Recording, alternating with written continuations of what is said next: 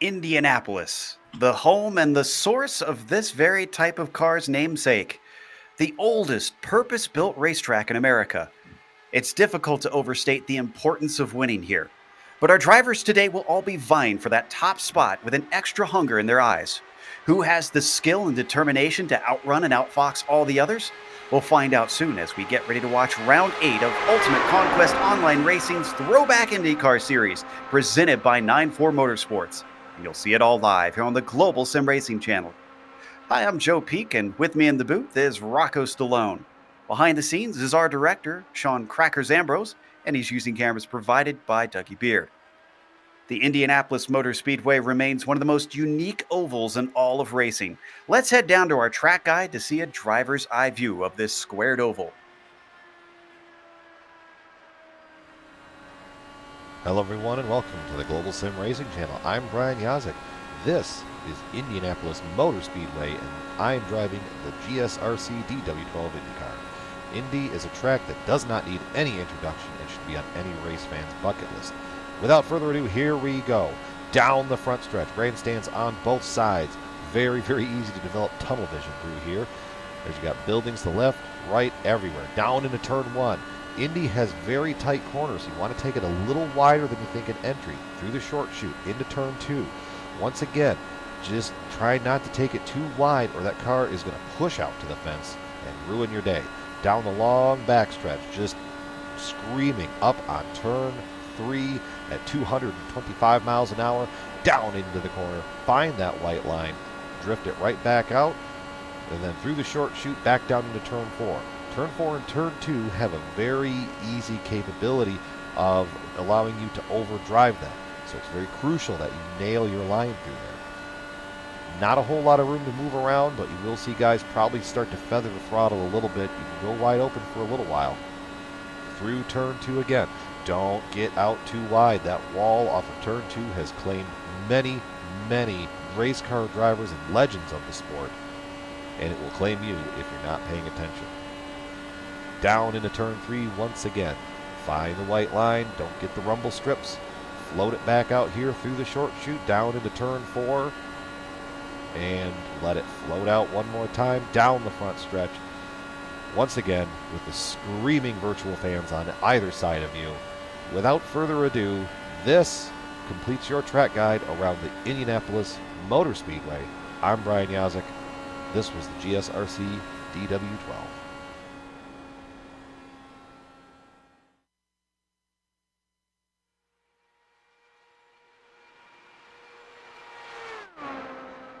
You see what it's like on board for the drivers, of course, with the car that replaced this one. But Rocco, why don't you go over a few of the details of this speedway, just in case there's a race fan out there somewhere who has not heard of Indianapolis? That's true, Joe. The Indianapolis Motor Speedway, not a lot of bankings in the turns. We'll get this out of the way. 9 degrees, yeah, 2.5 miles, yeah. You know, it's in Speedway, Indiana. Okay, sure. So for that guy out there, there you go. There's a quick little synopsis about Indianapolis. But Joe, the history, the names, the things we've seen, it's just Indianapolis. Always fun, always unpredictable. Let's see what happens. This is one of those races on the schedule that you circle. Always. And as we take a look at the championship here, even though it still awards the same points, I'm sure the drivers will find it extra important for them. Up at the top of it, Dan Guerin now leads Paul Jenkins. Finally, he loses that championship lead. I'm sure he would love to kick off his first win of the season here. That would certainly help him try and get that lead back. Brian Beard rides behind him just a little bit, with John Garrett back in fourth. Quite a distance from those top three. Brandon Schoen climbing steadily with another victory at Motegi last round. So could he be one to watch out for? He could still get back in this championship because it's a long season.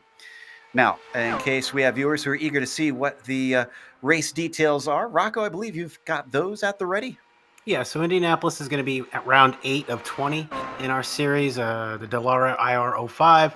That's the Throwback IndyCar. Going to do 80 laps, which is a good distance, almost halfway. These guys get one fast repair if they can make it to the pits after they get damaged, and then the custom fixed setups, which is essentially it's a fixed setup, but it has been determined by the race stewards.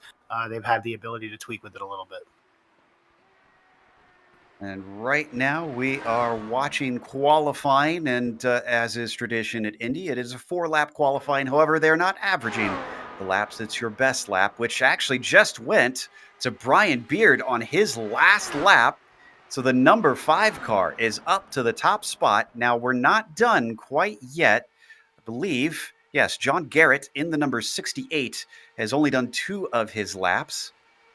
He is currently heading around now. That one was not quicker for him. He's the only other one out on track able to complete laps.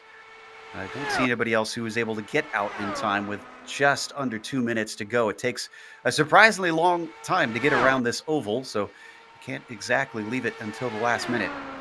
Let's see if he can maybe steal this away from Beard, or if he could potentially get himself onto the front row. Garrett comes around the north side of the Speedway onto the front stretch. He'll get one more lap, and he has the time for one more lap after he crosses the line here. Takes it down to the inside, just like they do in real life. And it's a 41.1. That's his quickest yet. That's going to put him up to 20th. That's an improvement, but he's slowing. And that is going to be it for his qualifying. So that sets our grid. Includes the bonus that we give today for the points in the championship hunt. The top qualifier in the championship is brought to you by the D2 Race Designs. They specialize in creating personalized and customized sim racing peripherals, as well as providing the RC racing community items that make their days at the track more organized and efficient. The season's top qualifier will win a customized button box, all thanks to the kind folks at D2 Race Designs. There is the order for that currently, with Brian Beard leading and extending that lead here today, taking another pole to his name. Guerin has certainly got some work to do to try to run him down. He's in a tight little fight with Jenkins, Jeffers, and Garrett down into 5th place. So with that, I believe with our grid set, we are ready to read you out to our 30 drivers who are going to be starting this race. Up on the top spot, it is going to be Brian Beard today, with Jason Galvin following him in second. Then on the second row, Nate Burke will start in P3. Brandon Schoen, looking for a third win, will be starting on the outside of row 2. Jake Wright starts 5th today, with Dan Guerin starting in 6th, with Abby Winters in the 7th position. Tyler Graff will be starting in 8th. You've got Takeshi Kita in 9th, with Justin Kirby in 10th. Yeah, Joe, Eric Jeffers is in 11th with Jackson Freer alongside of him in 12th. Paul Jenkins in 13th, and Brian Greenlee is going to be in 14th. Drew Peel, 15th spot, and Chris Lanini, he's going to be in 16th. Andy Yerk in 17th. Joseph Hassard is going to be in 18th, and then we got Brian Peel and John Garrett rounding out the top 20. Then in 21st, it is Jeff Wubker, with Travis Bennett starting in at 22nd. Robert Lewin, 23rd, will be followed by Richard Swavely in the 24th position. Hugo Galaz starts 25th. And you've got Gaston Arellano in at P26, followed by Lucio Vargas in the 27th spot. Timothy Bates, P28 for him, will be followed by Christopher Matrizion in 29th. Scott Roop did not put a time in, and I do not see him in the session, so he might miss the start. Hopefully he can get in, as it is a decently long race at 80 laps. So with that, we have a few spotlighted drivers that we need to go over. Takeshi Kita is the first one of these two, as we now look over his shoulder with his spotlighted on board, sponsored by Midwest Simulations. Andy Yerk is the other one in the number 27 car, and he's starting it in the mid-pack here in 17th. There is his Midwest Simulations on-board camera. Hopefully we'll get some good views, and hopefully they don't have an early end to the day. And again, the Spotlight drivers are brought to you by Midwest Simulations. You watch the track, we'll watch the rest. Use the promo code THROWBACK for $5 off of a set of their Spotlights visual spotting system. Find out more at midwestsim.com. Big thanks to them for sponsoring those onboard cameras. I am excited for this one, especially Rocco learning that for the weather, they actually matched the actual 2011 race, which was the last year this car raced this race, and I got to be there. That was my first ever Indy 500 I attended. That's an awesome story. I know you were telling me before we came on air. That's just one of those things where I've always wanted to attend the race. I hope before everything's all said and done, I get to see a couple. But yeah, 2001 was an exciting one. It went all the way to the last lap. And, if you watched the race, you saw the slight problem in the last corner. But it's going to be fun. Hopefully we don't have anything like that happen today. And maybe we'll see a couple guys close to the end. Yeah, you'd hate to see the heartbreak for somebody making a mistake like that. But Brian Beard, as he leads the way, he's got a good shot. He's been quick on the ovals. Unfortunately, luck has not gone his way a lot this season. So can Beard turn that around and get his first win? As the Mustang pace car gets ready to peel into pit lane, Beard has control. Green flag is out. 200 miles here at Indianapolis in the old 2011 car. As Beard gets a good gap coming down into turn one, Galvin's going to slot into second, but it's side by side for third. Burke to the inside of Schoen. They're still getting up to speed. They can take these corners a little bit easier now, but the tires are cold, remember. Yeah, that 1 and 2 on those cold tires, you want to push it, but you gotta be a little careful. You don't want to end yours and maybe someone else's race before you get to the backstretch. Like Schoen. Oh, we got damage. We got trouble in the back. Alrighty, we got a caution. That is, and they disappeared before I could get to them. That was, it was Abby Winters. Sad to see her out before they even complete a lap. Looks like she drifted high as they come into turn 3 with Tyler Graff to her outside.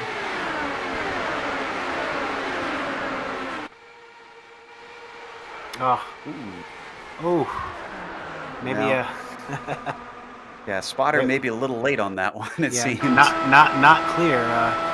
Definitely a driver that could use some of our sponsor spotlights here.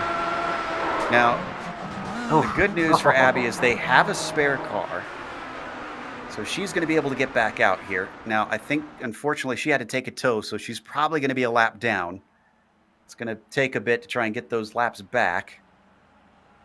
It's too bad. It looks like she got out of the car. Sad to see. So a few less drivers already. We started with 29. We're down to 28. Graff is in his pit stall, so he might still come back out here. Beard still your leader. Galvin with the just not quite a lap of racing that we had is in second. Schoen third with Burke behind him. Guerin, I don't know if our audience has noticed, but Dan Guerin is not having a good time with his internet. It's been blinking a whole lot. Yeah, and a lot of times you got to rely on the guys to tell you that you're flashing because you never know. Sometimes you see the bar going up and down, but sometimes you're so involved, and it's always tough. You want to stay in the race, but at some point, if it gets too bad, you always got to say, guys, I'm going to kind of pull down to the bottom here. So, looks like we got one taker for a little bit of a gamble on strategy. Richard Swavely has come in. I'm assuming this is just going to be topping off. He could take tires if he really wanted to. Don't think it'll do a whole much. Oh, and he's got some others. Glaz is in. Peel is in there. Lucio Vargas stops. So does Matrizion. Yeah, I think that was the case. If it's the guy in front of me goes, I go. Yeah, I think that seems like a fair call. There's not much to lose there in that case, especially if you're at the back. Lights are still on the pace car, so we're going to go around for at least another lap and a half here for the start. Go ahead. I was going to say, it could be a strategy move, too. Some of these guys may just want to cruise in the back. It could be a little chaotic in some of these early laps, cold tires, guys a little, been looking forward to the race all day. So it could be a strategy call. Let's just say, let's grab some fresh tires and stay toward the back. Well, It is a bit of a slower start here since we still waiting for that full green flag of racing. Other drivers that are looking for good results. We mentioned Brian Beard still looking for his first win. Guerin actually has 2 as he leads the championship. Jenkins, I mentioned, still looking for a win. Brandon Schoen on 2 wins. Rick Ravon. Do we have Rick here today, actually? Because I didn't see him. Yeah, I don't think he's here. He was one of our winners this season, but looks like he's going to miss out on another one. Let's see what the progress is on our spotlighted drivers, though. So we first check in on Takeshi, excuse me. I've done that so many times. The number 30 car is up to 7th, actually. So a 2-position gain as he started in 9th. So where is Yerk?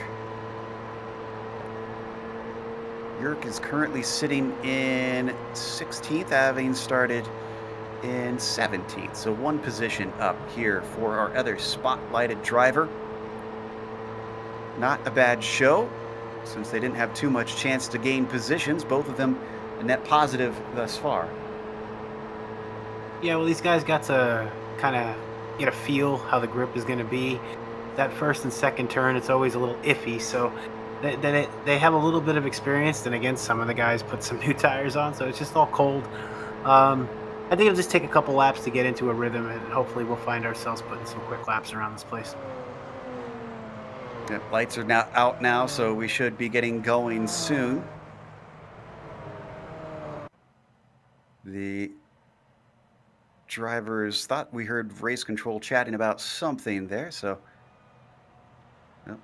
guess they're just accidentally talking on the race control channel there. Not sure who he was talking to, but sounded like an important message at first, but then was just chatting away to somebody. Meanwhile, as they hit the north end of the speedway, Beard, he had a good start last time, but we had quite a fight between Schoen and Burke for that 3rd spot. Is Burke going to look to try and sneak back up there? Can he challenge him? What can Galvin do? What can the famous newsman here that we've got in the race managed to do with Brian Beard, who he's raced against plenty? Pace car is in, Beard is off. Green flag is out. Number 5 with another good jump. Looking like a little bit of a threat on Galvin from Brandon Schoen. Schoen gaining. He's going to get a good slipstream by the time they get to the back stretch. He has left Burke in the dust. Let's see what the draft can do here for the 98. Yeah, Joe, and that's the thing about these IndyCars. That draft is so strong. The guy in front of you is so small, but yet you just hold on the gas and you find yourself creeping up, and 2 turns later, you're right on his tail. So as they come through 3 and 4, Schoen did get into 2nd place. Galvin gave way. There's not much he could do there. Might lose 3rd here because Nate Burke is that green and white machine you see catching on him. The blue and red is Galvin, but he doesn't go for the pass. And Dan Guerin seems to have been made aware of his issues because he has come into pit lane now. So hopefully they'll get that sorted. I can report that Scott Rupp was briefly out on track as well. So after his did not start, he's managed to challenge for the lead, Joe. Oh, you're right. And Schoen up to the front quickly. He wants to be up into the clear. And Brian Beard, we're going to lose 2 spots. Here goes Galvin on by, maybe 3. Burke gets up alongside him here, Rocco. Yeah, he's just kind of in a tough spot right now. He got caught on the outside, and he has 1, 2, now possibly a 3rd going by, and he's got to be responsible here. It looks like someone's in the wall. That's Guerin. Oh, and Dan discovered the difficulties of cold tires and trying to get on the gas coming out of the pit lane. He's got wheel spin, and it sent the car into the wall. Oh, that's so rough. Are we going to take a look at it and share in his misery? I mean, I've done this plenty in practice. We know what's going to happen, too. It just makes it that much worse. There's a bit of a bump there. But this is well after the bump. Oh, you just hate to see that. Well, I mean, I doubt he used his spare car when he came in, Ah, and there unless he he hit is. something. Oh, that's so depressing. He's got it going, yeah. So hopefully he can use that. Well, he gets that sorted out. We're going to take a quick break here on the Global Sim Racing channel. Caution number 2. We're going to get things going soon here at Indianapolis for round 8 of the Throwback Indycar Series presented by 9-4 Motorsports.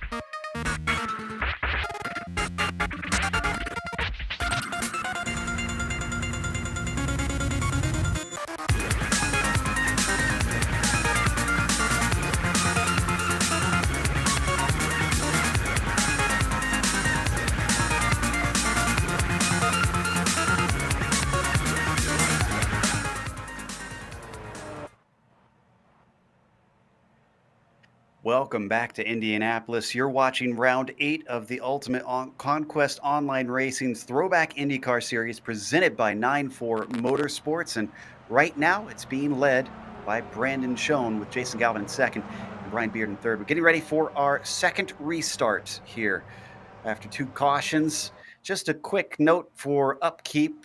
We talked about Abby Winters potentially turning into the car ahead of her. We took another look at that after we got a little word from her behind the scenes. Looks like that was maybe a little bit of reverse, that the car came down into her. So apologies for that missed call there. I went and looked and it was obvious, but sometimes that happens in commentating.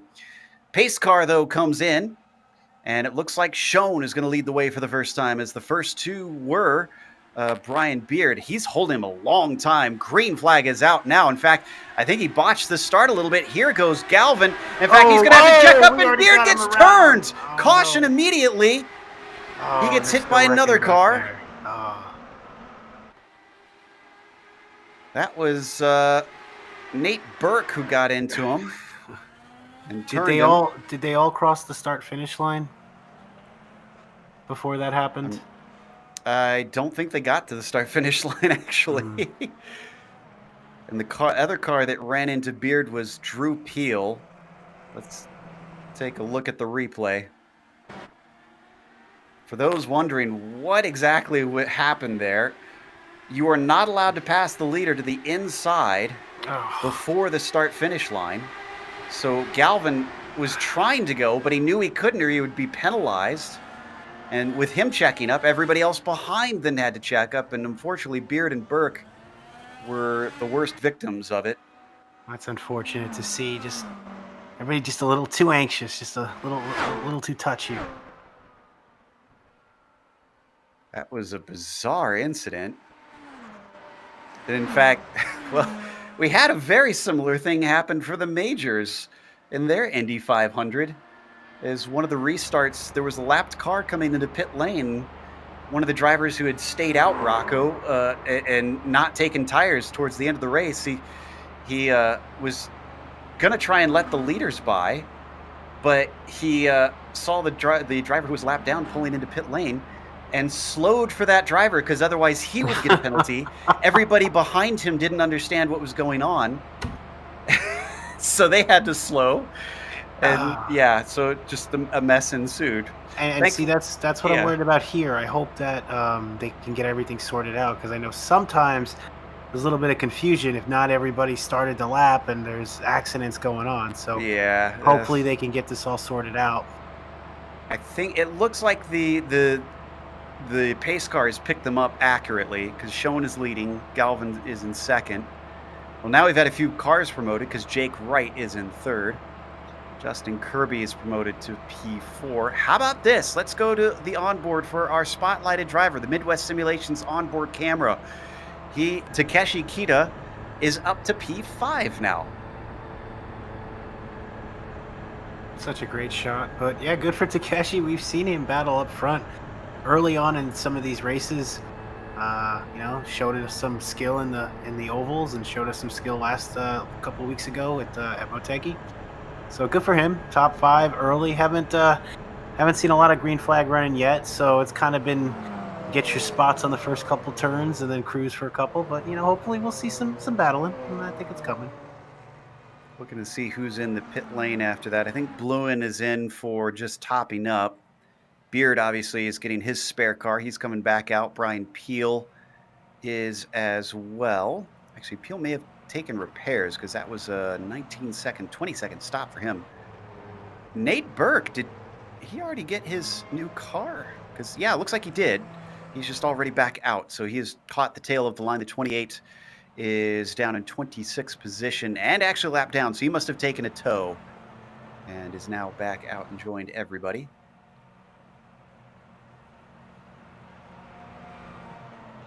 Yes, 15 out of 80 here today. Sorry, go ahead. No, I was just going to say the Indy 500 for these guys off to a slightly slow start, but we've seen Indy 500 start like this in the past, though. Yes. We've seen the real races start like this. So. This isn't 2 out of.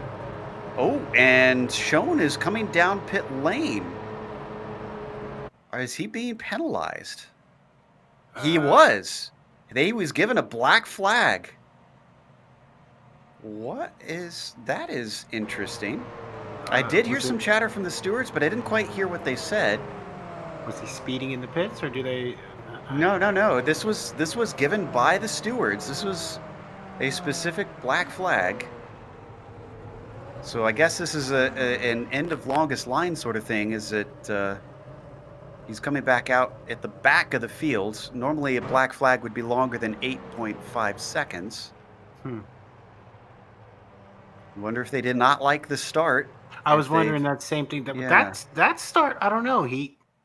That one looked a little bit clean. I mean, we've seen the Indy You're starts. required to go on the green, I think. So I wonder if maybe that's what he fell afoul of. Yeah, it's possible.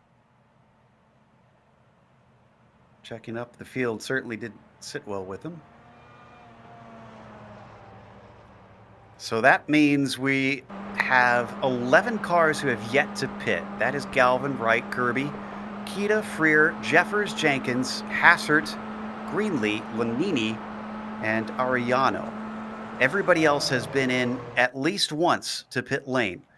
We've got basically the back half of the field here, Rocco, with quite a wide variety of strategies. I'm seeing a few of them on 1 and 0 since they've just come in. A number of them have not been in for 5 laps, 6 laps. I'm seeing this will be interesting if we get a long green flag run. I just really don't know how much resources have been used so far. The tires are probably pretty fresh. Obviously, they're burning some gas, but we'll see how the strategy plays out. Looks like we're getting the green flag this time by Galvin, going a lot quicker as we accelerate away once again. So a much smoother run down into turn 1 for our field. Joe, Schoen is coming into the pits again. By side. I'm sorry, I didn't mean to cut you off, but Schoen is back in the pits. He is. I wonder. Oh, you know what? I think it's because he has to serve the black flag under green. Is the issue. Interesting. Well, up at the front, Jason Galvin now leads this lap through. Jake Wright giving chase on him. Justin Kirby not too far behind. Watching from Jake's car, just above his head on the roll bar. Gaining quite a bit here down the front stretch into turn 1. I have to say, he's got a good shot at something on the backstretch if he can survive the wake here, and indeed, it looks good. Will we see a swap for the lead? Nope, that's a lift. Very conservative. I see no reason to push it. Hopefully get some green flag laps in, but I think that's what he's trying to do. I think he's trying to just settle in. No need right now to push for the lead. Indeed. They just want to get these laps in. I kind of don't blame the drivers if they do try and take it calm for a bit. Get the cars spread out. Everybody can race later. And finally get a few green flag laps here, and they're going to be caught once again. This time Kirby now approaching the back of them. They've got a gap back to Keshi Kita, who's up to 4th. He's passed Freer for that position.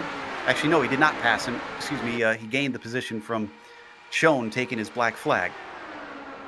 Yeah, we see mostly single file, almost the entire field single file from front to back, and that'll allow some of these cars to get a little bit more bunched up as these laps tick off. But just looking all the way back, we just down the front stretch, they're all single file, maybe a pass or two in the back, but everybody just in a straight line. Patience is a virtue. So it looks like Eric Jeffers is going to set the fastest lap that time by. They come down the backstretch one more time. Different lines for different drivers, even though it's all the same setup inside these cars. And I think we're going to have a pass between Jenkins and Hassert. That's for 7th place. Hassert is going to get it easily on the north side. So move the 10 into P7. Yeah, and it looked like Jenkins was content to just let him have it again early on in the race. I almost wonder if maybe something was said over the radio. These guys seem to be a lot less pushy these first few laps into this green flag run. They really are, yeah. I suspect maybe there was a bit of chatter from the stewards to get them to cool out. Our drivers who've pitted, I know you said that they didn't use much, but John Garrett is leading them. He's up to 11th now. And we got a little bit of battle behind him as Wubker and Ariano are going to be fighting. Wubker's going to drop back 2 spots even. Oh, and way high off the corner. We didn't see it on screen, but Ariano brushing the wall, allowing Bennett through into 12th. Yeah, Joe, and he just brushed this wall. Barely tapped. So here's the onboard view. This is coming through 3 that will see it. They're coming off at 2 now. He's got the run, so he's going to come in a little bit shallow here. Let's Wubker to his outside. Wash out. Oh, well, yeah. Wow, he missed that apex by a mile. Oh, he just barely got away with that one. Yeah, once you get past that little grip angle at the tire, it ain't coming back from that. It's a tough one. Up at the front, they're bringing in more friends, and they're all slotting into line. Looks like Takeshi Kita's now following. Freer is with them. Eric Jeffers.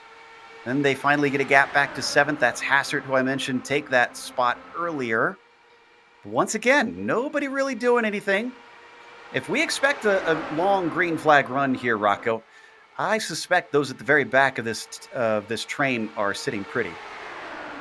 Well, yeah, I would think. Again, I didn't really feel that a lot of resources were used again, but 12 laps in, I'll take no tires on 12 laps anytime.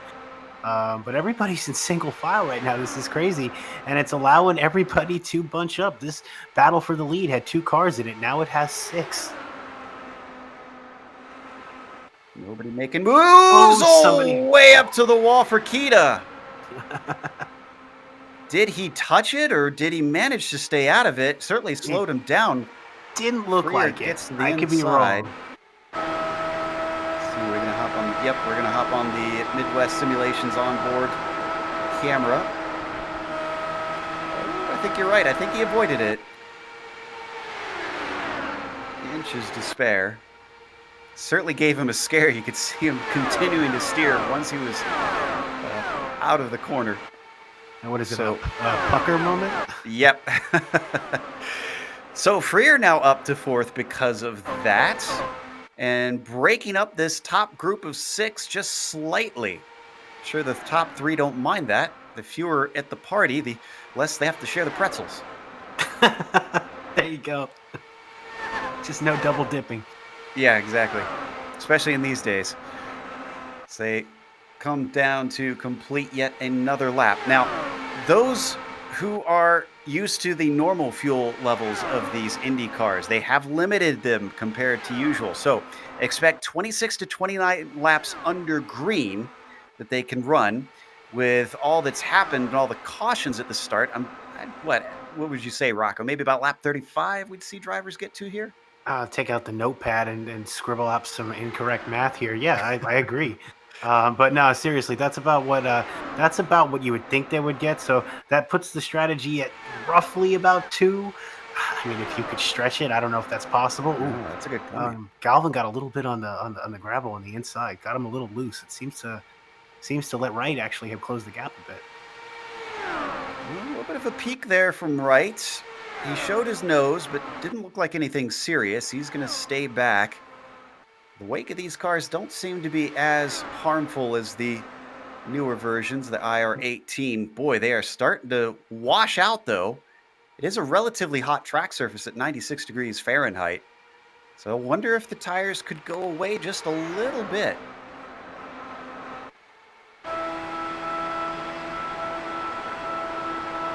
As we watch from the nose of Justin Kirby.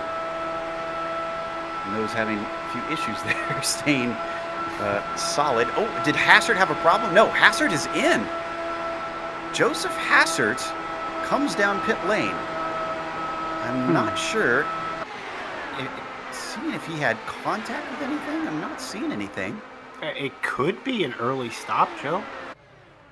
If he wants to split it into even 3s. We're not crazy out of the window. This would just about do it. He's being joined by Brian Beard as well.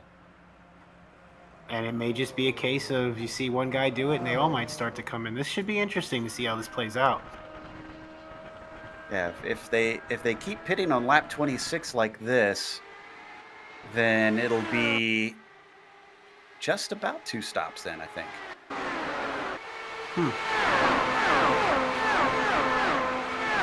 Leader's just about coming up to lap hazard. He has managed to stay on the lead lap, but depending on his pace, he could get gobbled up. And if they get a caution once those leaders are by him, that is bad news for him. Still seeing a bit of a gap between Kita and Kirby, third and fourth place. He's not been able to regain the ground ever since his scare out of turn 2. Yeah, looks like nobody's going to be taking pits this time. So, yeah, interesting to see why that early pit happened. We'll see if anybody does come in soon. But some good running up front and tight racing. Now about six guys, almost a seventh. We got Jenkins kind of trying to pop his nose in there to join this top group here. 27 drivers left on the track, it looks like. Scott Rupp in the number 74 is the last one going as we now hop on board with Galvin, looking at Jake Wright. This train of cars just able to ride along on his coattails. Jason's no fool.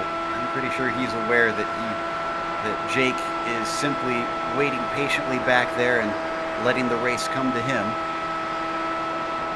Certainly going to be saving some fuel behind that leader, having to push less air.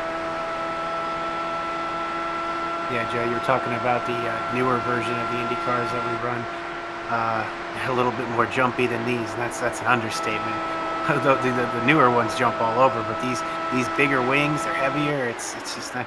But you could also see in this car, with the fixed setup down at the Indianapolis, you see the wings low, almost the precursor for what we have now in the IndyCar Series. Indeed, this has always been a track where you want that trimmed out, get that straight line speed. No change up at the front. We had a little bit of one, I believe it was between Greenlee and Lanini. Chris in the 92 managed to get by and into P8. Wasn't anything dramatic, just slipstream through on the backstretch. So a small change back there. Worth noting that the gap used to be between 6th and 7th. It is now between 7th and 8th. Lanini in that 8th position has a long ways up to Paul Jenkins. He's moved himself into 7th. Yeah, we see that separation nicely on this shot. We see a top 4 and then the secondary group of the 3 behind him, and everybody just keeping their nose pretty clean. Don't see a lot of juking in the back. The backstretch where we can see things get a little shaky. It's been pretty calm. I like to see these guys doing this, but I think we're going to start to see guys try to push up a little bit more. I think it's enough being nice. They got these green flags in. Now it's let's get the real race started. And Gaston Arellano is also pitted. He missed his pit stall, unfortunately. Had to back up. So under green flag conditions, that's going to hurt. Take a look back from Jeffers here. Looking into the nose of Takeshi Kita. Just past him. Yeah, there goes the pitting car of Arellano. Jeffers is still the one trying to make up that gap that happened ever since Kita had his issue. He's starting to regain a little bit now, but certainly not having as easy as a time as Wright and Kirby are on catching the car ahead. And that train is 7. I would not count out Paul Jenkins. He has got to be thirsty. Oh, and a caution. A caution is out right as our leaders try to come in. Are they going to be black flagged? Oh. John Garrett, maybe? I'm trying to see. Yes, it was John Garrett going wide at turn 3. The 68 did very similar to what we saw from Arellano many laps ago when he was trying to make a pass, where he was just shallow into the corner. Car doesn't turn as well as he thought, and boom. Oh, it's a magnet. Now, our director seems to think our leaders made it in on time. I heard the caution, and I looked over, and they weren't at the cones yet. Are they? Yeah, if we can see the entrance to the pits, these guys were so. Some of them made it in, and some of them just barely made it back onto the track. I thought they were going to hit that inner lane. Now, we won't be able to see when the yellow was thrown, though, unfortunately. I don't think there's a light that's visible to us. Here they are coming around on the previous lap. Man, I think if that timing would have been just 3 seconds later.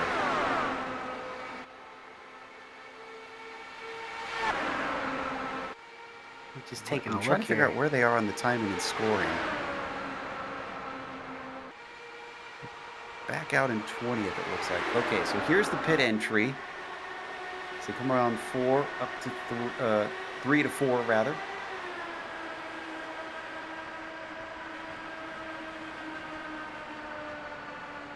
And they made a little bit of contact in the process. Oh, right in the back. That's what I was talking about. Yeah, and you saw in the background, you mentioned that someone came in to try and pit and had to dive away very suddenly. Was reminiscent of one of those retro crashes. Was it Al Unser Jr.? Somebody hit the inside retaining wall. I think it was in the early 90s. I don't know if you remember, Joe, but it was a horrific looking accident. Just speared that inner wall. Oh, yeah. I think I know who you're talking about. And I'm trying to remember. It was a pole sitter, but he was a young driver. I can't remember his name. Oh, I remember seeing that as a kid. Oh. So here's where it gets interesting. I did overhear the stewards saying that it is up to the iRacing software. Now, I didn't hear what it is in regards to, but you can take your guesses after what's happened. Oh.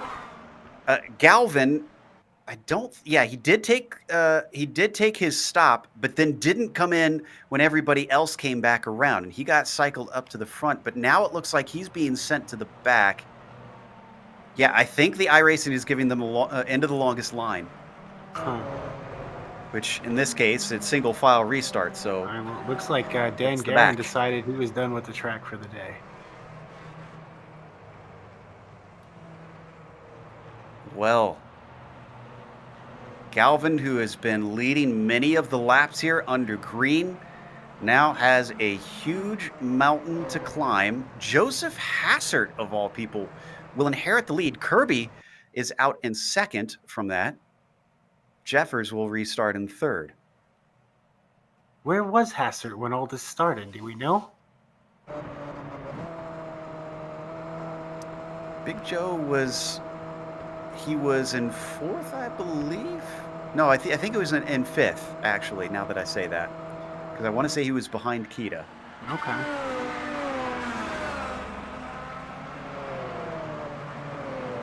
Kita came out in sixth. Jenkins up to fifth.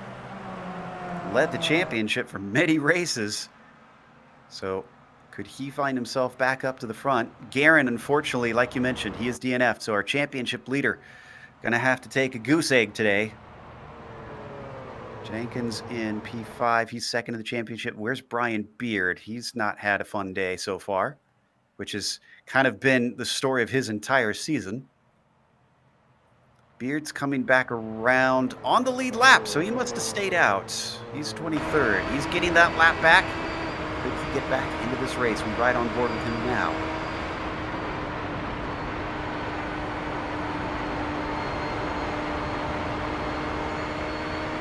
Lights are off on the pace car, so we are getting ready to go racing. Hey, Joe, and it looks like Brandon Schoen is going to be forming up at the back of the pack here. He's back on the lead lap after his double dip in the pits. Aha! So the misfortune of this caution was awful for our leaders, but great for the former leaders of this race. How weird is this track that it just seems to do these sorts of things? You cannot predict what is going to happen at Indianapolis. Let's see if we can predict what will happen on this restart with Joe Hassert leading the way. The pace car going to pull off into the pit lane. Number 10 waiting patiently. Holds him up for a little bit. Now he goes. Green flag is out. Just shy of halfway here at Indianapolis for this 200-mile race. Throwback Indycar Series has had an unusual one here today. Not the greatest of starts for Kirby as he falls off the back of Hassert. Jeffers a little bit back from Kirby, but then Freer got a great jump. He's only about 3 car lengths behind that number 4. Yeah, Joe, and that's the thing about these Indy cars, these single file starts. It's the leader has such an advantage. He has so much control over everything, and they accelerate so quickly. That's why you always see the Oh, guy we got get a car out. on the wall. And Another it's one. Beard. Oh, Caution is out. How did this happen? Oh no. He had contact with Galvin. He and Galvin went into turn 3 side by side. You're going to see the blue and red car. It's hard to put blame on someone for this one. They just both wanted the line. get that man some spotlights. Oh, boy. That's probably going to end the day for Beard, I imagine. He's already in pit lane. He had to take a tow. What kind of damage did that give as we watch the onboard here for the number 5? He couldn't get it off track in time to keep it from being a no caution incident. There was just cars below him down there, so he had to put the brakes on. He's out of the car. That's pretty much almost a sure sign that he's called it a day. Galvin, I wonder if we could get a close-up on Jason here on the 42, because he had a piece of that, and did he get any sort of damage? Looks pretty clean. These cars are so sensitive to any kind of contact, but looks like he's unscathed, and I can't really see the front. Oh, there we go. Perfect. Yeah, Everything looks good. looks great. I guess it was just simple wheel-to-wheel contact with the way that we saw Beard jump like that. He may have gotten lucky. Now, that said, there could be unseen damage and suspension damage, which would make life pretty miserable for him. Mm-hmm. But, well, we'll find out here as he's going to take a pit. Looks like I'd say about 12th spot back. Looks like they peeled in.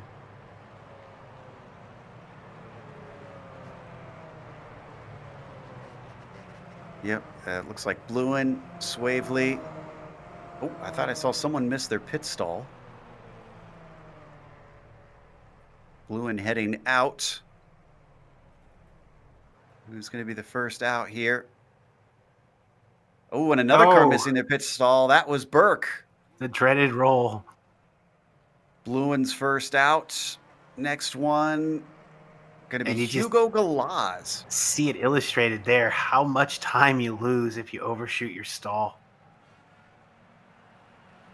Certainly hurt a few people, but after this most recent caution, just shy of the halfway mark, we're going to take a quick break here on the Global Sim Racing channel.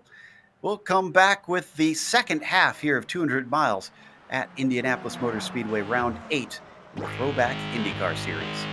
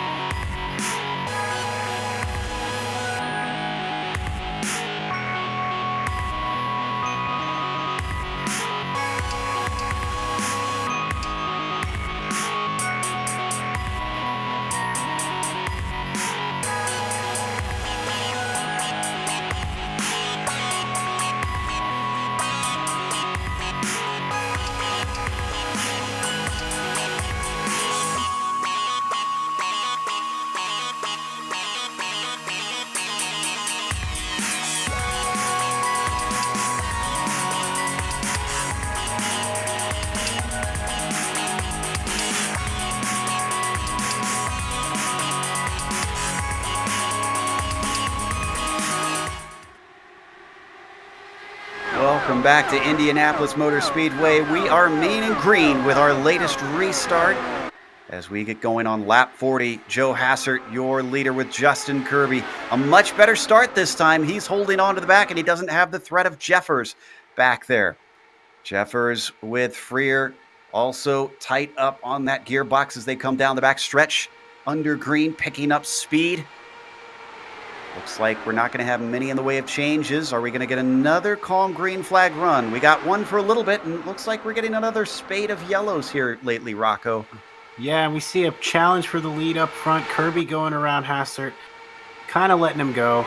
Change for the lead, but yeah, it's been a rough go at it to start this race. And let's get some green flag laps in there, and I think they'll settle in and hopefully finish the second half quite nicely. Let's see if we got another swap around. Is Hassert going to sit back? Or yes, he is. That's a little bit of a lift coming down into three. Oh, Kirby just took that entrance into three so wide. Yeah, I noticed that too. He pushed it right up to the wall. He's brave. But it worked out. That was a good run through the north end. For those wondering what's happened since the incident between Galvin and Beard, well, he's still running. It looks like the car's okay because it's keeping speed. And he's up in 18th, but if it's still as fast as it was before, he's got a lot of cars to pass. Are we going to get a pass for the lead here? Look to the inside from Hassert's. Big Joe gets his nose down, gets the overlap. He's given the space. Kirby. Oh, it almost runs into Kirby, though. Near contact. Down below, Jeffers is watching this, hoping to just stay out of the melee if it starts to erupt. He holds low off the corner. Three of them coming down to the line trying to decide the lead, but Hassert is going to lead that lap through. Joe, I don't know how there was not contact there. That's as close as they can get to without hitting each other. My God, whoa. I think he's going to lose another one. Kirby still to the outside of Eric Jeffers. Still side by side, wheel to wheel as they scream down the backstretch into turn 3. Jeffers with the old school Pennzoil Penske scheme. Loving it. The Yellow Submarine is what they used to call it. And we got a wreck. Turn 3 looks like Ariano involved in it. He's offline. No yellow yet. No change up at the front. He's struggling. He's trying to keep it going on the infield, on the access road. He's going to get it going. Oh, yeah, now he's around. Now he's going to have to take a tow. But I don't think that should trigger a caution. Yeah, he's good. So we're going to stay green. Hassert's still your leader. Kirby falling behind a little bit with Jeffers now hounding the back of that blue and white car. Full car breakaway, essentially. Jackson Freer back and forth, and they're starting to weave. The snake has come out.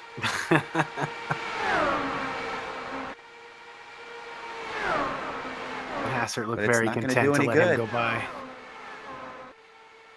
Yeah, Hassert, despite trying to break the draft, could not do it. Oh, but he's in the wall! Out of 2. He smacks the right side on the exit.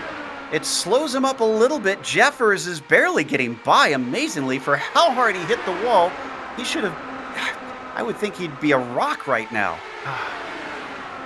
And these guys...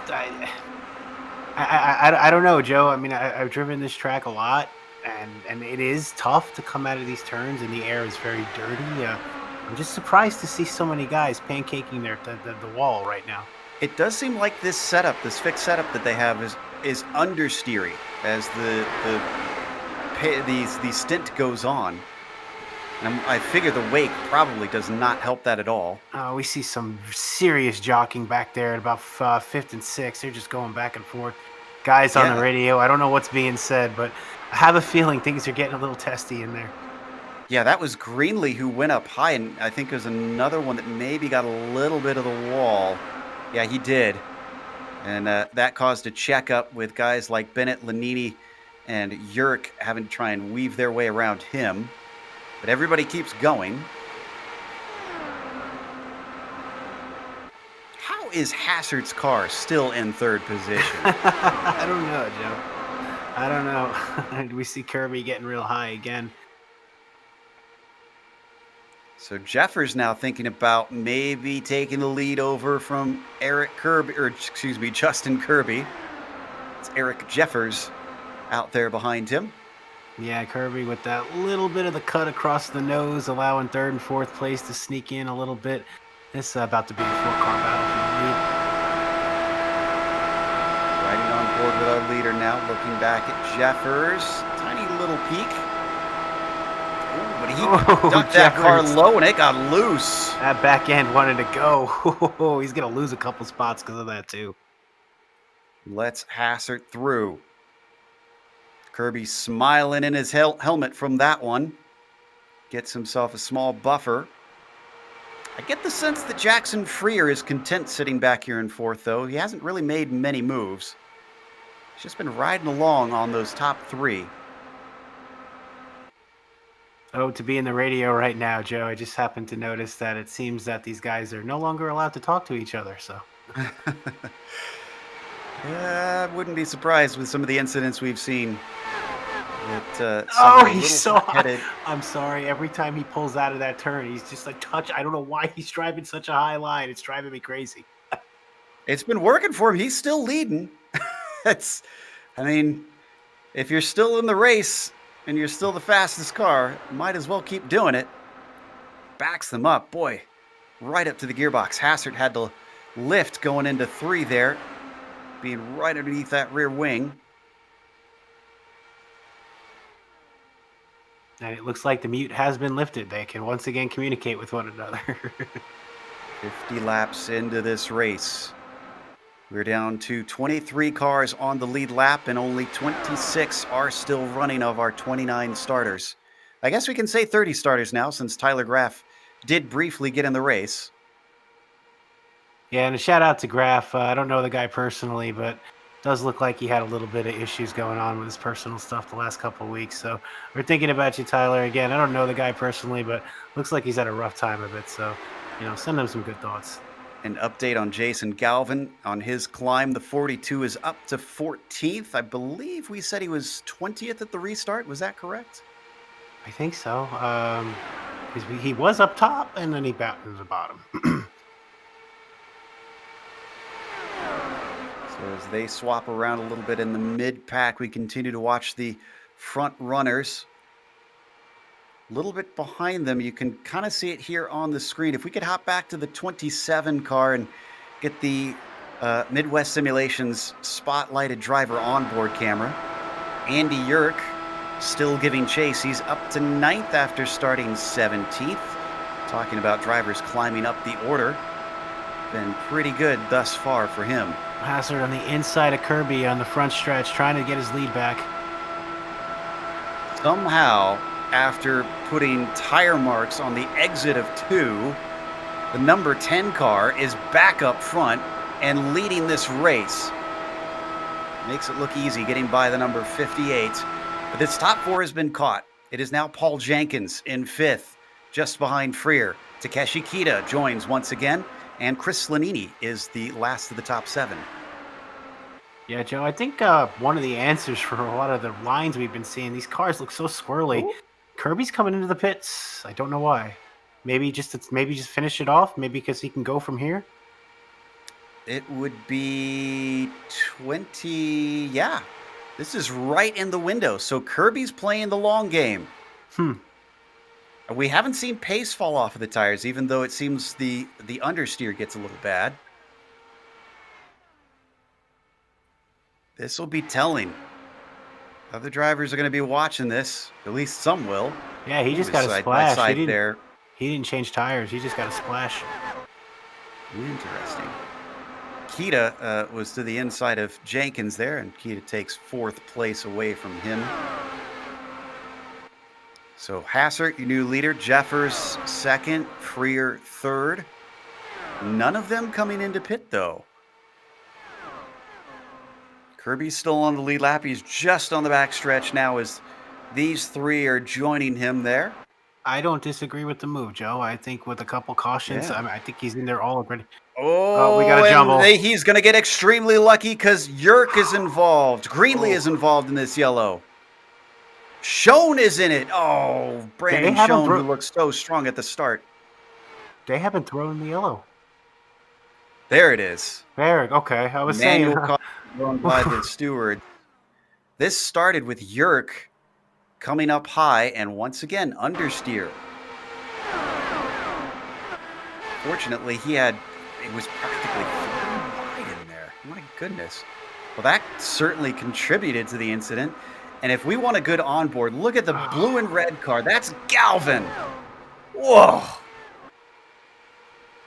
He made some quick evasive maneuvers to get out of that one. I'd love to see what his roll hoop saw.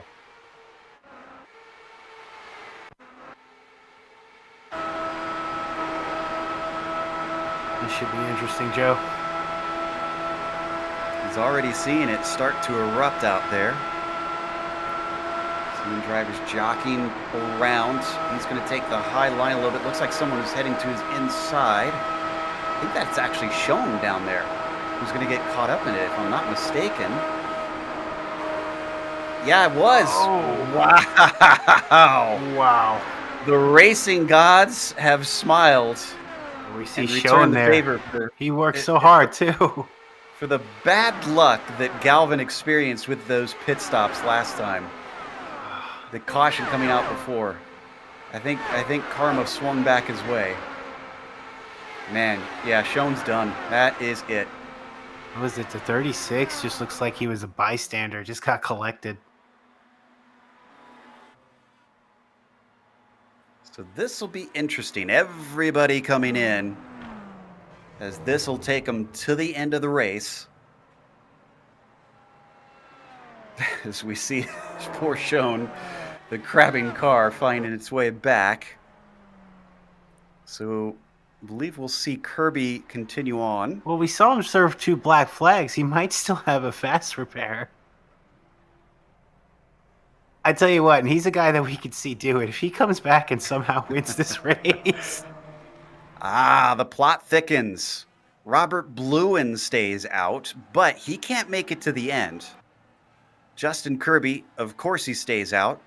No, I don't think so, Joe.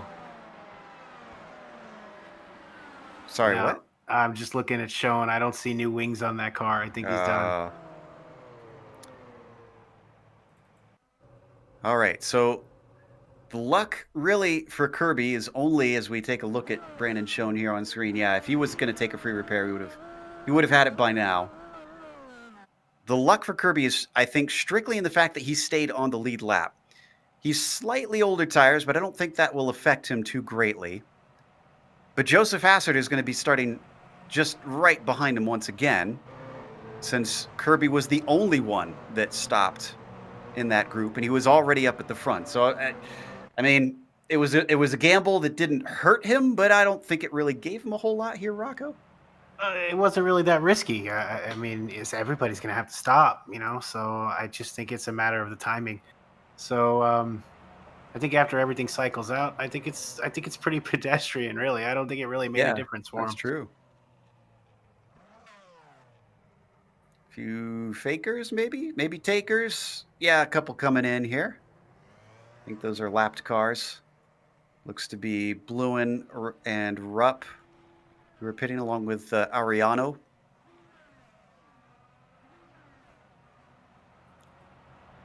So Bluen will get cycled to the back of the line. He is on the lead lap. Remember I mentioned he stayed out.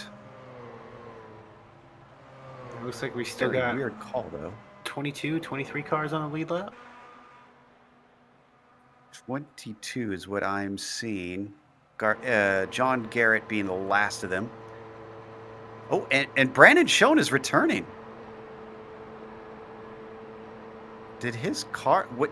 There's no way that car got repaired. Maybe he did have the fast repair. He does. He's fixed. He's a lap down. I He'll be only about 20 laps to go when we get going green, though. So I don't think... know. Maybe being on the lead lap was too easy for him. Could be. curious strategy calls all around, because I'm still trying to figure out why Bluen sent himself to the back this late in the race. Unless he had to pit. Do we know when he pit He before? didn't have to pit, but he could have pit with everybody else on the same lap that everybody else did, but he stayed out one more. And that lost him all the position. And I'm scratching my head here. There's either some very clever crew chiefs that are thinking of things that I haven't thought of, or making some very horrible decisions. Right, just a calamity of errors, just for our entertainment. Just to make us ask questions. Yeah, right. It's been interesting. All right, let's see if it gets interesting in the final 20-some laps, because the pace car getting ready to peel in does so now. Kirby has control. 58 accelerates away. Green flag is out here at Indianapolis. He goes right down to the pit wall, trying to break away from Joe Hassert. Jeffers trying to keep up with those two as well, back in third. Jeffers never seems to get that great of a start, because it's always Jackson Freer who is closest among these top five, right to the gearbox of that yellow submarine. Yeah, a good start from Kirby. It looked fair. Looked like he took off when he should have gone, and got a good jump over Hassert. I mean, I don't know if he's going to be able to break away from him, but definitely going to be free for a couple laps. Yeah, I think breakaway is the key word here. He wants to try and make himself comfortable so that he doesn't have those slingshot moves happening in the final few laps. But Hassert is close enough for the slipstream. He pulls in a tenth or two down the front stretch. All it's going to take is a couple more laps like that, and he's going to be right underneath the rear wing of the 58.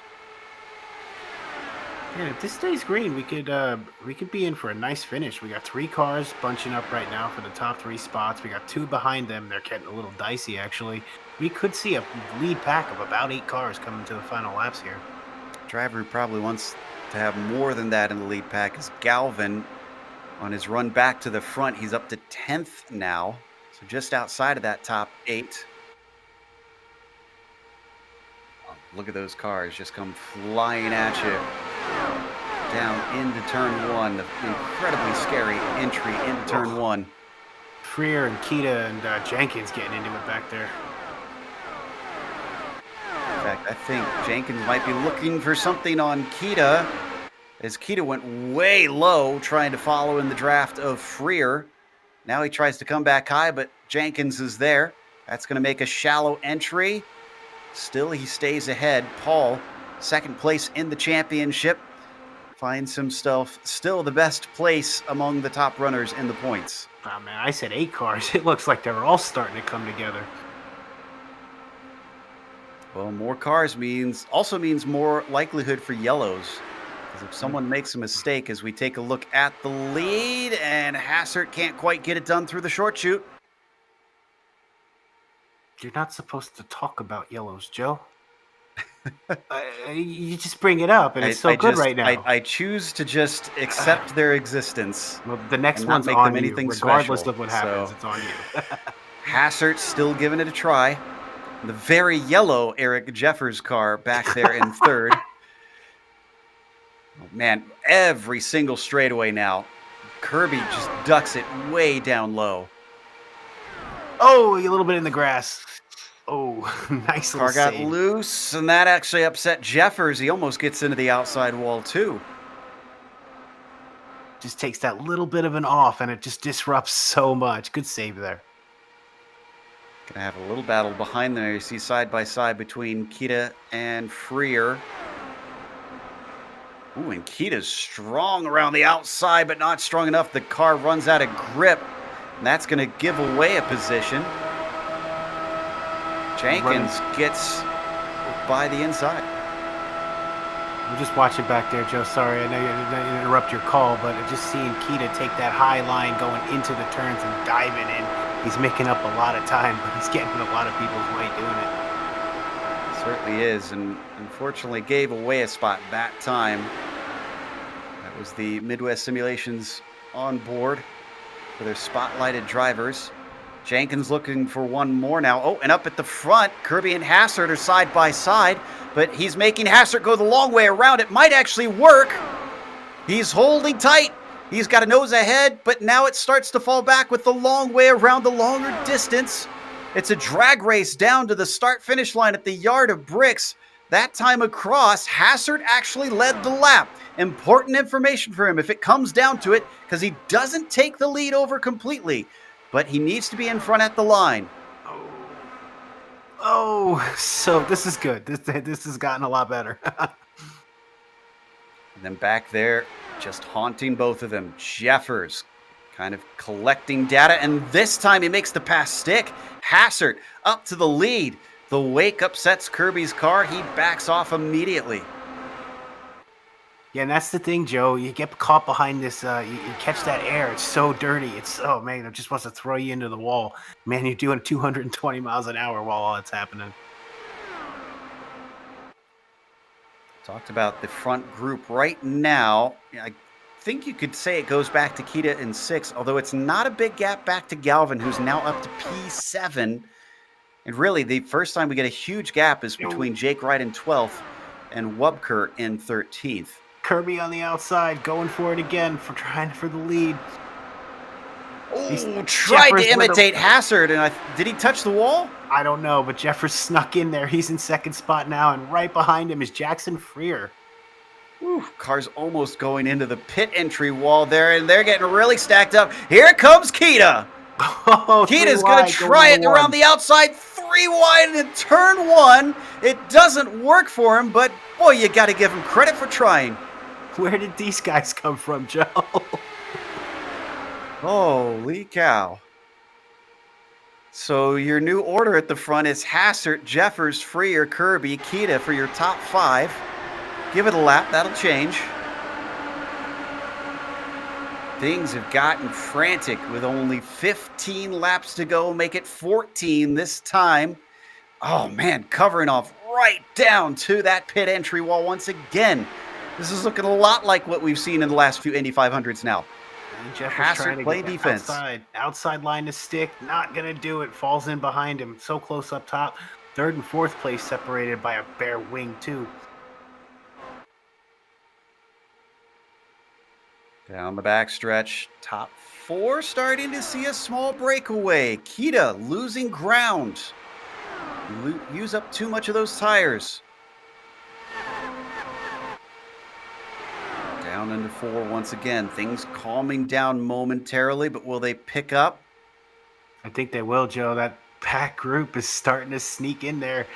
Another challenge for the lead. Still can't make it stick on the outside. Going down the front stretch. Oh, so close. Oh, I thought he was going to turn him. Jeffers left no room to spare there. They got to be careful. This is sim racing, and the internet doesn't always agree on where those 2 cars are. Nonetheless, great moves. These guys, again, I think they've seriously woken up. They've raised the skill from the first half of the race by far. Absolutely. What's amazing is in the top 5, there's only one driver from within the top 10. And that is Kita, who started 9th. Ooh, down to the inside. Here goes Kirby. He's feeling it's time to move to try and get past Freer.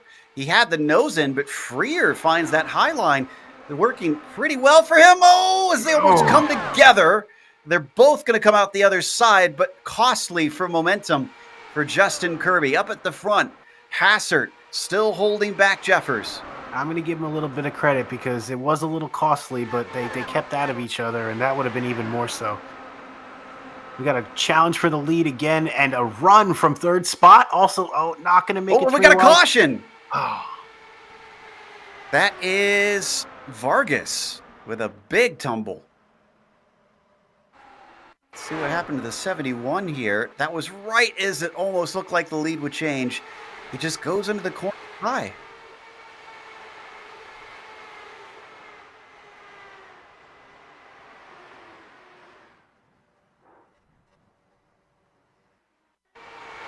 So I think once again, Mr. Understeer rears his ugly head. Oof. And once he hit that inside wall, he was just a passenger from there on out. We are 10 laps to go. This is going to get very interesting. There are no green-white checkers in this series. So if they finish under yellow, they finish under yellow. They're not going to have too many more chances for that to happen. Oh yeah, Joe. These guys really showing us what they could do that last green flag run. There was a lot of close racing there, a lot of close calls. A couple times I thought a few guys were going to go around, but it didn't happen. So again, I think they really stepped it up a little bit, and they're definitely giving us a race that I was looking forward to seeing. And the stewards are giving some information to the drivers. They're saying they are allowed one move, and then if they move back, they have to leave a lane for the other driver. So essentially, F1 rules here, where you can't just weave back and forth to try to block the momentum of the car. And that's fair because all of it's absolutely. based on momentum. I mean, and that's the easiest way to enforce that. That'll be curious then this time through. We got a few cars in the back taking some stops. This is, I'm guessing, just taking a few fresh tires because I don't think anybody is close on fuel.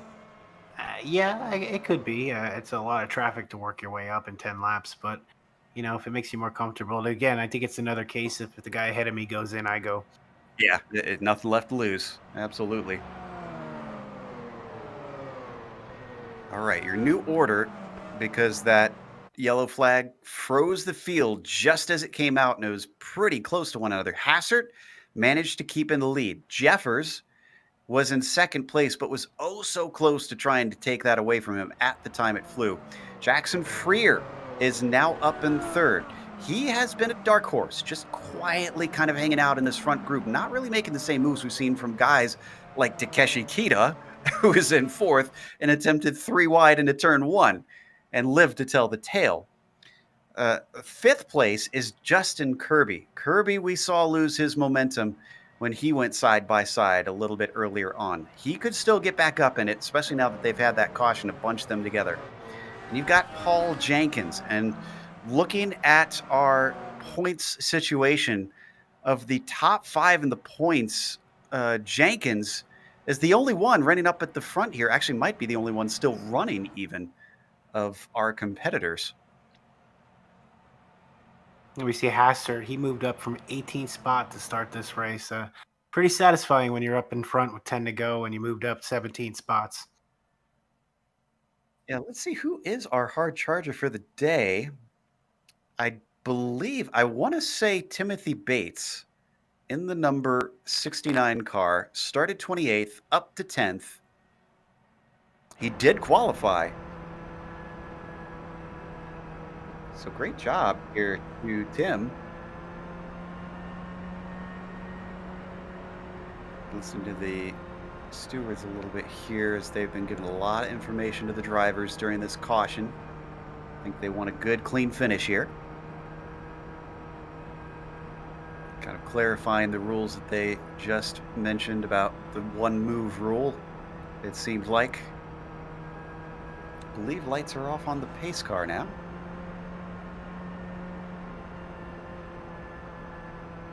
Well, it should be a good shootout. It should be fun to the end. And it's going to be an 8-lap shootout. If they can keep it green, we have time for one more caution, but not 2.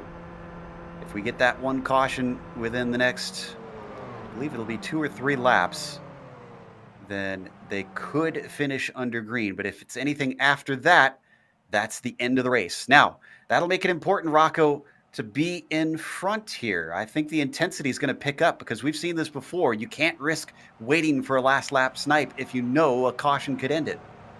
Yeah, Joe, and I want to see more of what we just saw in that last green flag run. I want to see the close racing, even a little bit of courteousness going on. But I want to see that. I want to see them fast. I want to see them close and keep off one another. I think we can do it. Let's get it done.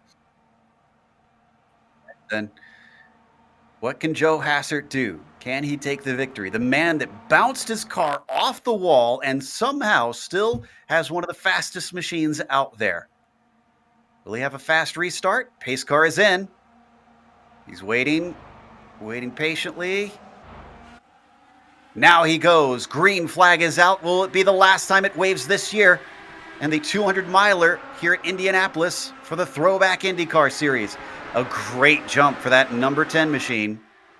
Behind them, look at them all strung together from second down to fifth, though. That group of four is pretty tightly packed. If they start fighting, that'll be great news for Hassert. Yeah, I think everybody in the field knows that their real only shot right now of pulling in this leader is to work together. I know a lot of these guys are on teams, so you figure they'd probably be working with one another, but they need to stay single file here, Joe. So far, so good. As we come around first lap under green, we're right on board with Big Joe looking back, and he's already gained onto the back of him. Eric Jeffers has used the slipstream well. Everybody following in line, towed up to our leader. Will we see a change on the backstretch as the sun starts to come out for one of the rare times this whole race? I thought Jeffers was going to push him. They're all following right behind him. No move from Jeffers, interestingly. Everybody else, man, it is monkey see, monkey do. Look at them just stay right with one another. Kita about the only one taking a different line.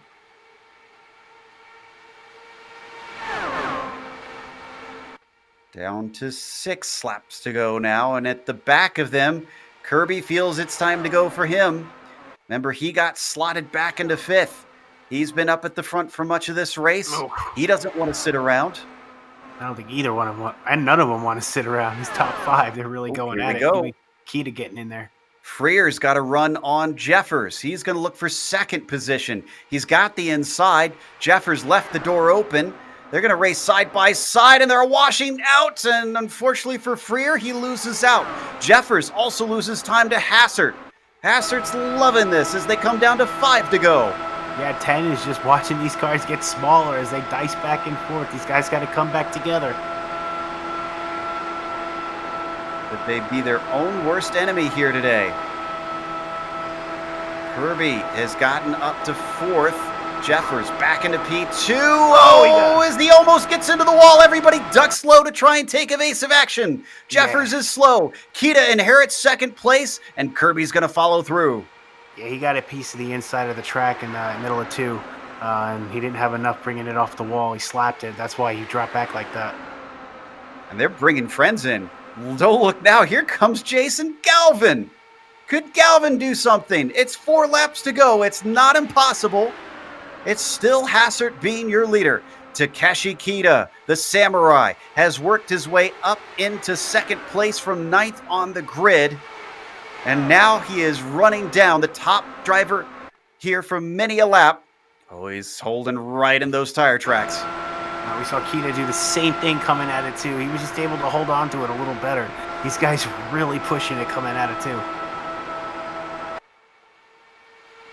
Oh, it looks like we got a slow car in the back. I don't know if somebody's around. There's contact, maybe? Oh, yep, I think we're going to have a wreck. This might be it. It's a big wreck. It's Brian Peel, Hugo Galaz, both involved in it. I think it starts with Galaz. Yes, Galaz makes contact in turn 3 wide with Bates and Wright for, at the time, I believe it was about 10th position or so. Here it is right here. See, he gets sent up high, and then once he hits that wall, well, yeah, everybody behind already wrecking as well. Maybe 2 wrecks going on a lot of contact, though. Wow, a lot of guys collected in that. That's tough to ride around all night and get collected. Let's watch Bates' perspective. He was in the middle. Oh, he gets hit. Yeah. He gets... So that's just going to, unfortunately, compound things. I think there's just enough mistakes to go around there. Nobody to really blame. Yeah. And that was Galaz we saw that was bouncing around. So I'm pretty certain, sadly, that this will end it, and Hassert should be our victor.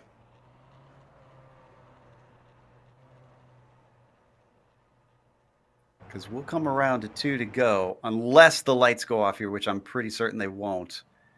We are done. Bet those behind were wishing they just had those 4 more laps. It was starting to come together for a chance at victory.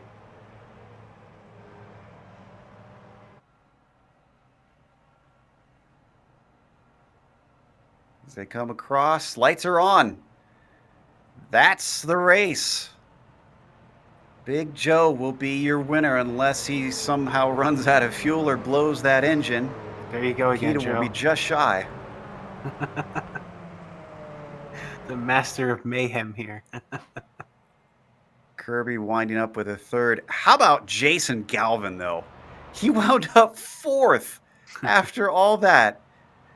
He really did need those last 4 laps, and I think he would have had a shot at it.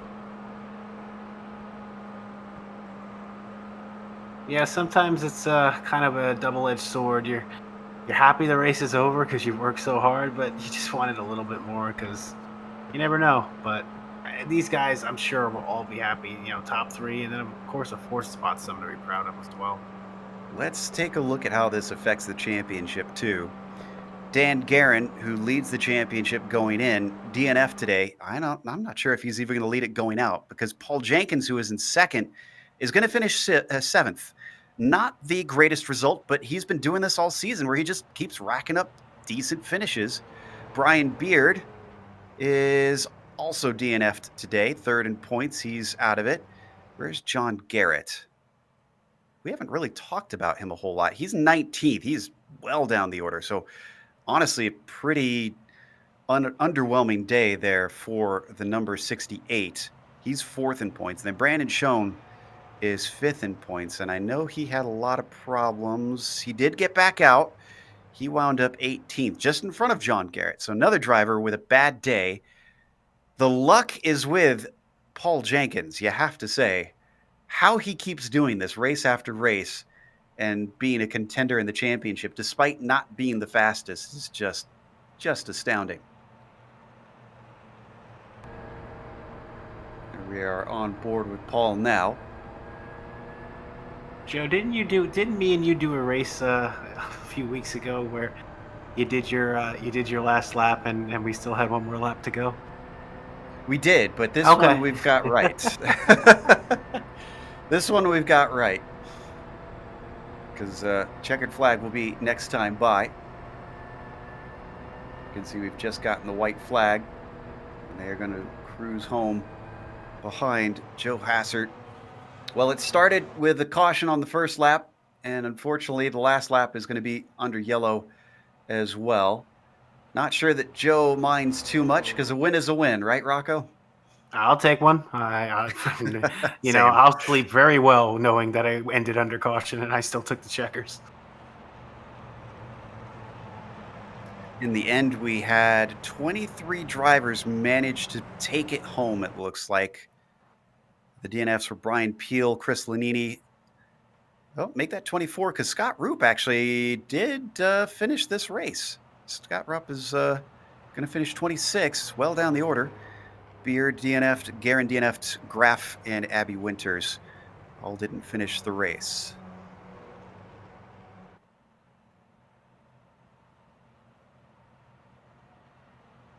Might have been plagued by a few yellows, but Indianapolis is always important.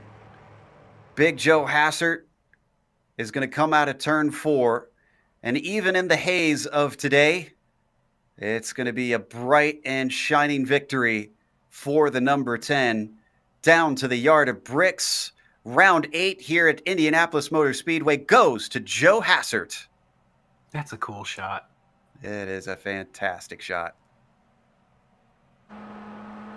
It's going to take us to a quick break here on the Global Sim Racing channel. We'll come back with the unofficial results as well as driver interviews. Don't go away, because on screen, you'll get to see all the upcoming races here on GSRC.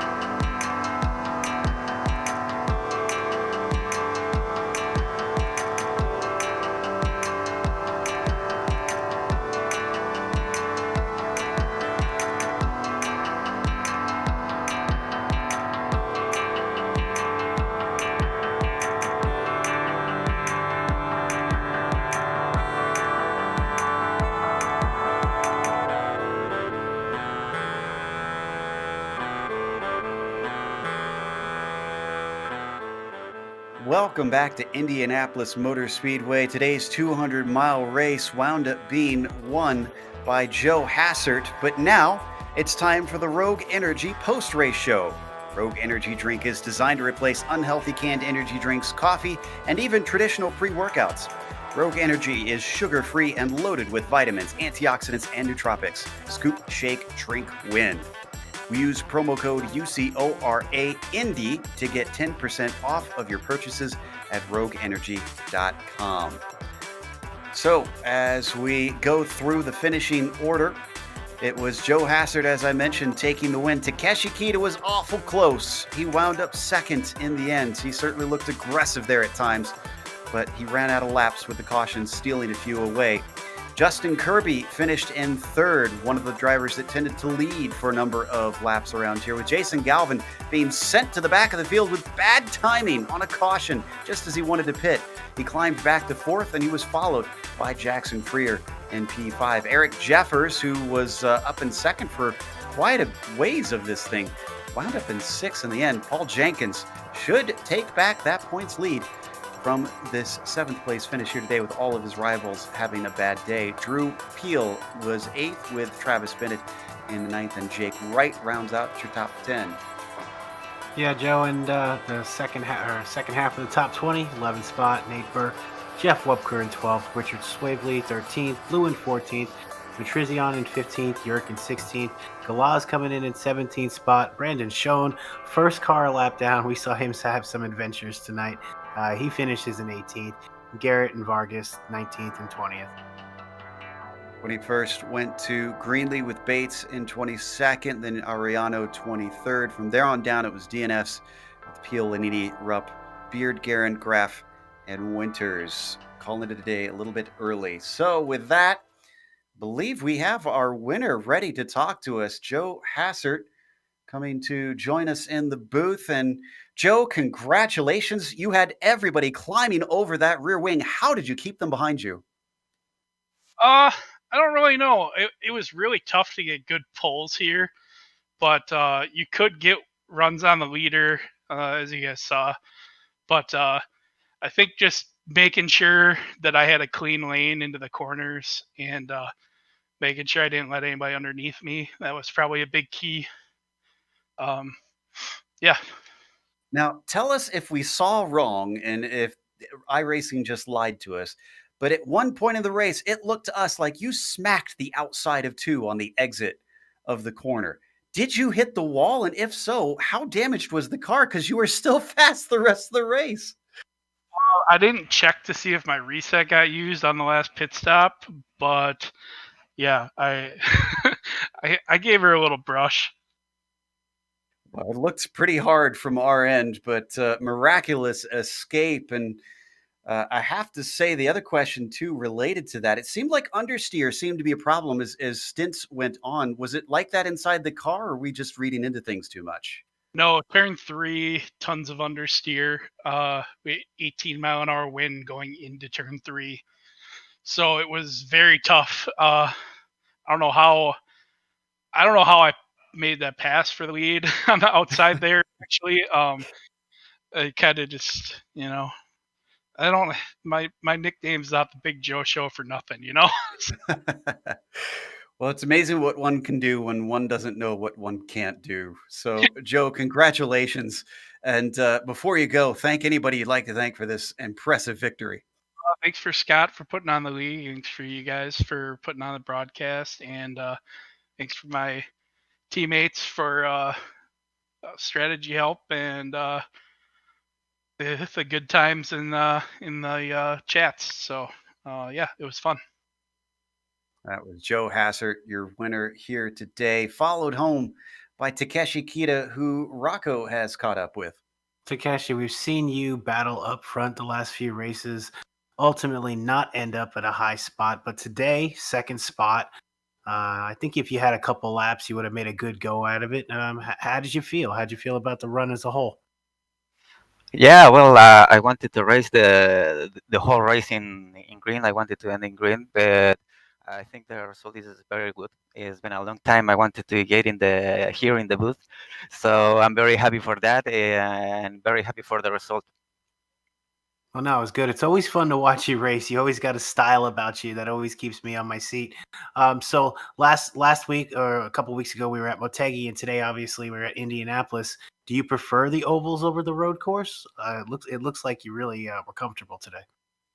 I think I'm more of a road racer, but I think Indianapolis is very, very special for me. I got the chance to be there in real life the last year in the last race, and it's always very, very special for me to race here. Always a fun. Well, there you go. You get to experience it in real life and run it on on the sim. So congratulations on the second spot. Anybody you want to thank out there? Yeah, I wanna give a big shout out to my teammates, the Andes Racing team, to my girlfriend, my family, and well, to everyone who's in quarantine and fighting it out. Very cool, kid. Very cool, Keto. It's really cool to have you on you. Happy to have you in the booth. Enjoy the night. Thank you. And up next, we've got our third place finisher, Justin Kirby, with us. Justin, another one that was up at the front for quite a while and using those tactics to try and hold people back. It seemed like the lead was where you wanted to be, even though everybody would very quickly catch you. Justin, was that a fair assessment? Yeah, definitely. I was just doing what I could because with the way the wind was, turn three was single groove at best, and anybody that went double file, it killed the lap time, and it took 5-6 laps to catch back up to where you were. So I was better off trying to hold them off instead of kind of doing the swapping of positions, just staying high. So I did what I could. Joe had a heck of a pass, and I gave him props for it in the race. You can't, if someone gets you high like that at Indy, you can't do nothing but just you gotta applaud it. Absolutely. The respect among drivers for sure. The next round, though, we're going back to road courses at Watkins Glen, but that one is fairly popular, especially among IndyCar crowd. Are you looking forward to it? Oh, definitely.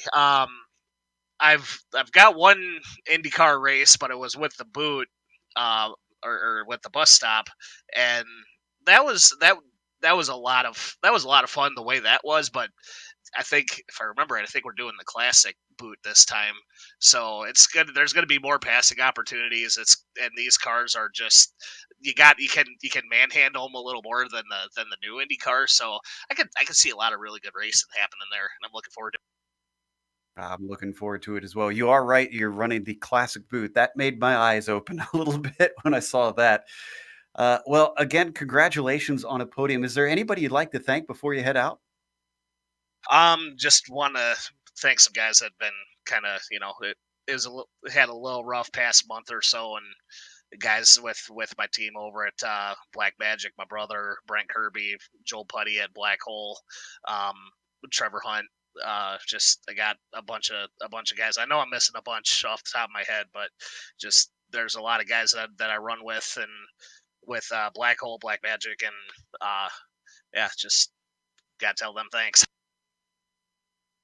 Awesome stuff. Well, again, congratulations. That was Justin Kirby in the number 58. Started 10th, finished third. Can't complain too much about that. We've got to thank a few people as well, starting with our sponsors, of course, Midwest Simulations. Their promo code is Throwback if you want to try and get 10% off on their Spotlights visual spotter system. Also, a thank you to D2 Race Designs for sponsoring the championship in the pole position. And of course, to Rogue Energy for sponsoring the post-race show. Again, that promo code for them is UCORA Indy. 10% off of your purchases at their website. Thanks to the companies that provide the software and the hardware for our broadcast. You can see them listed here on your screen. Additional thanks go to June Lalonde, who provides our wonderful music. See the screen for how to get a hold of more of her great work. Thanks to the team today, Rocco, Sean, and Dougie. If you'd like to find out more about GSRC, including upcoming races, you can find it at globalsimracingchannel.com. Also, check out our social media, where our Twitter is at GSR Channel, Facebook is Global Sim Racing Channel, and Instagram is at GSRC_Gram. If you'd like to support us, check out our merchandise store. It's gsrc.storeandre.com. We got a link in the description below. And while you're down there, make sure and click the subscribe button so that you don't miss a moment on our channel. Next race, as we mentioned, that'll be Watkins Glen Boot, Thursday, June 4th at 10:30 p.m. Eastern. But we also have upcoming races for other series listed on the screen, so check those out and mark them down on your calendar. We got a special one coming up in just a few moments, the Race Local Series, with lots of real-world New Zealand drivers, New Zealand and Australian drivers that are coming out for charity. That'll be awesome to watch. Until next time, though, race clean, race hard. We'll see you on the track.